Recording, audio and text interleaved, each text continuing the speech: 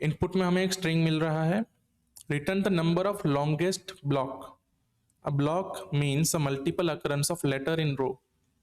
सीधा एग्जांपल से देख लेते हैं।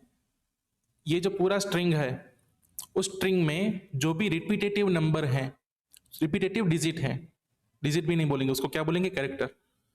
तो सबसे लंबा कौन सा चला? तो बी है, वो रिपीट हुआ लेकिन कितनी बार चला? 2 बार, उसके बाद खत्म हो गया। ये डी है, वो कितना चला? 3 3 6 बार। ये जो एफ है वो चला 8 बार। तो सबसे लंबा कौन हुआ? 8।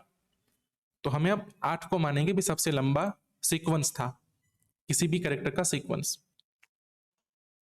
जब हमारे पास स्ट्रिंग में कोई भी कैरेक्टर नहीं था तो सीक्वेंस क्या बना?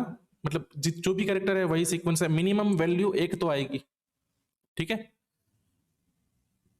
अगर स्ट्रिंग में कुछ है, कुछ भी लिखा हुआ है, तो मिनिमम 1 तो बनेगा लॉन्गेस्ट। अगर मैं अपना स्ट्रिंग पूरा रैंडम डालता हूं तो 1 आएगा।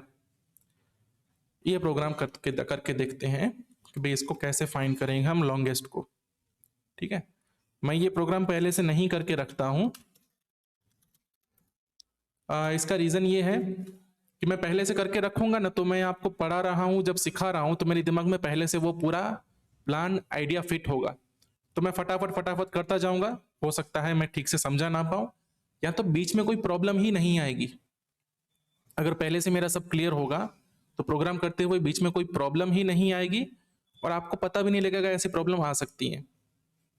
तो जानबूझ के मैं ये जो कोड है, जो भी चैलेंजेस हैं, वो पहले से नहीं करके रखता। मैंने कल शुरुआत के कुछ चैलेंजेस थे ना, वो पहले से करके रखे थे। फिर मैंने सोचा नहीं, उसको ऑन द टाइम करेंगे तो ही सही से पता लग पाएगा।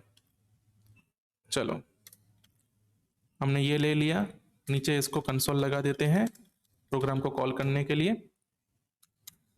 सिंपल सी चीज है, लूप घुमानी है, वो तो कंफर्म है। ठीक है, let i equal to 0, i less than string dot length i plus plus. नीचे एक वेरिएबल ले लेंगे कैरेक्टर। अभी करंट कौन सा कैरेक्टर चल रहा है, तो स्ट्रिंग डॉट कैरेट, चैरेट, ये भी एक फंक्शन होता है जो सेम ही काम करता है। हम यहाँ पे ये ब्रैकेट लगाएं या तो कैरेक्टर ऐड करें, दोनों सेम ही काम करेंगे। तो मैं कैरेक्टर ऐड वाला ही यूज करता हूं इस बार। यहाँ पे डाल दूंगा आई। अभी कौन सा कैरेक्टर चल रहा है वो मैं कंसोल में प्रिंट कर पाऊंगा।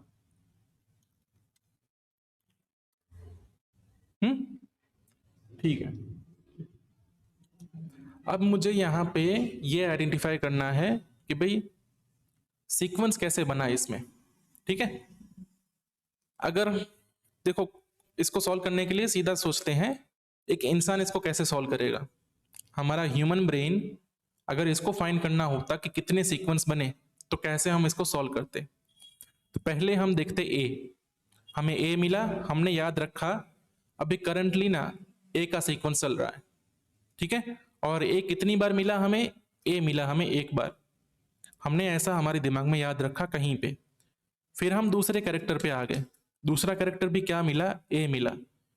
और हमने इसको कंपेयर किससे किया? जो पहला वाला कैरेक्टर था। इसके पहले हम जो कैरेक्टर लेके याद रखे हैं, ए का सीक्वेंस चल रहा है और ए 1 बार ही अकर हुआ है, ये हमने देखा। और हमने देखा भी करंट ए का सीक्वेंस चल रहा है और ये दोनों सेम है। फिर हमने क्या किया, 1 को हटा के यहाँ पे 2 बना दिया कि भाई अभी ए है वो 2 बार आया। फिर हम तीसरे कैरेक्टर पे आएंगे और कंपेयर करेंगे सीक्वेंस में जो चल रहा है।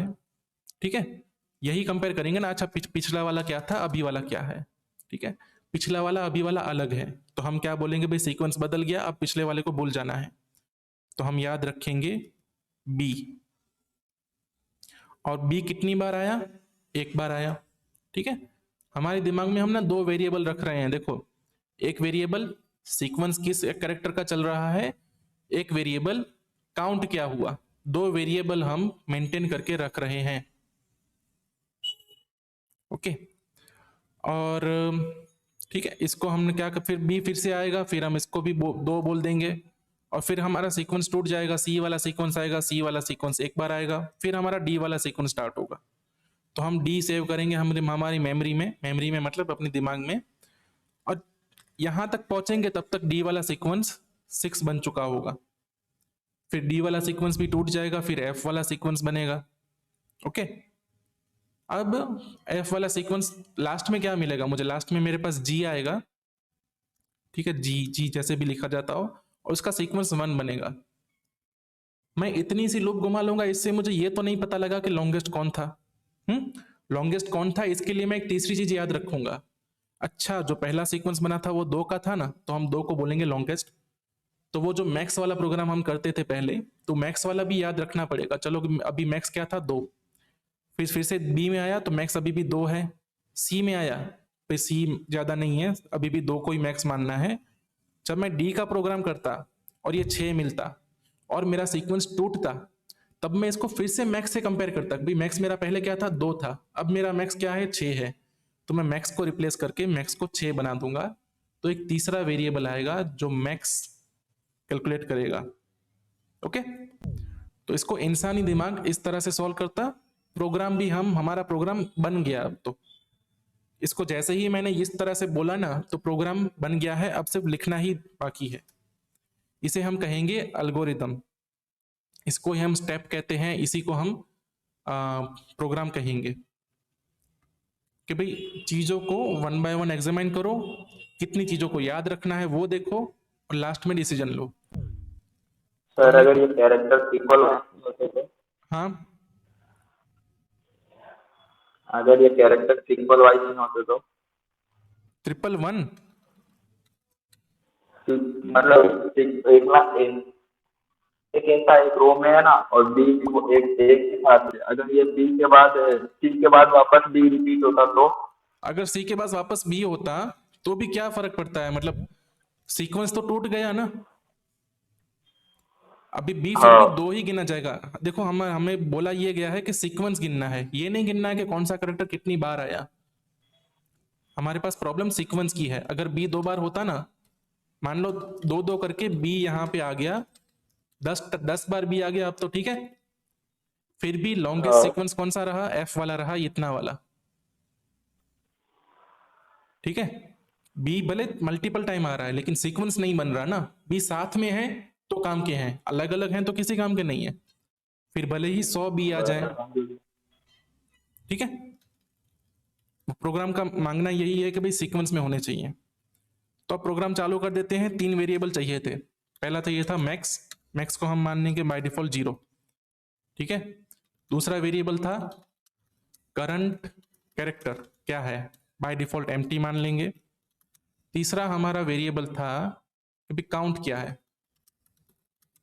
तो करंट काउंट भी बाय डिफॉल्ट 0, ठीक है। अब हमारा लूप स्टार्ट होगा, ए से चालू होगा सब कुछ। हम चेक करेंगे if current character equal to जो अपना कैरेक्टर यहां पे मिला वो, ठीक है।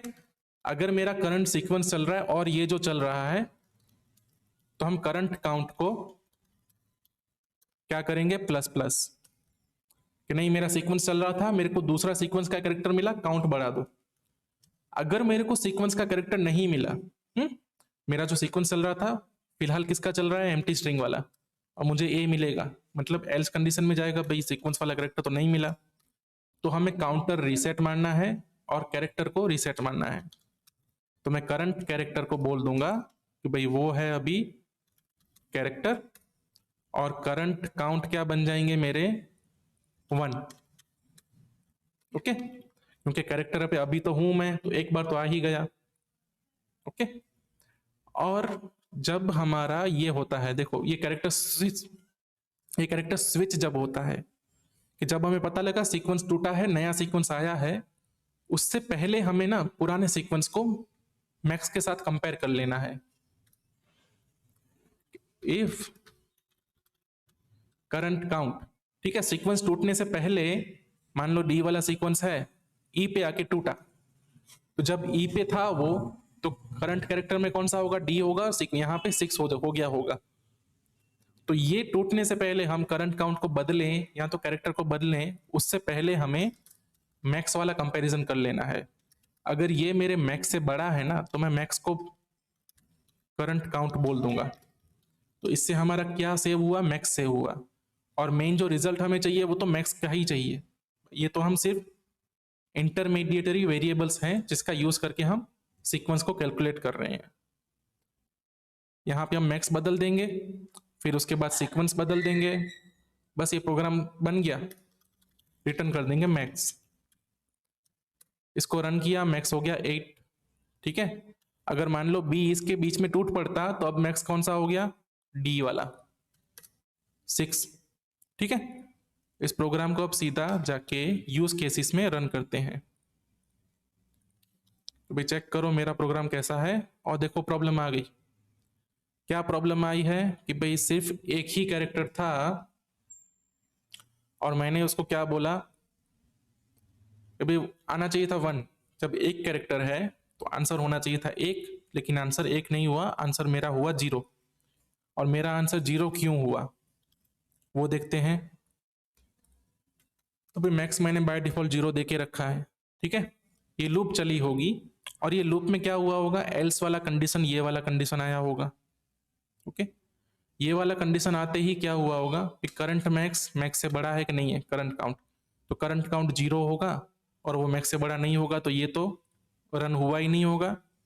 और करंट कैरेक्टर और करंट काउंट, मतलब करंट कैरेक्टर में ए चला गया होगा, करंट काउंट में 1 गया होगा, लेकिन मेरा मैक्स तो 0 ही रह गया। तो मेरे से एक केस स्किप हो गया है।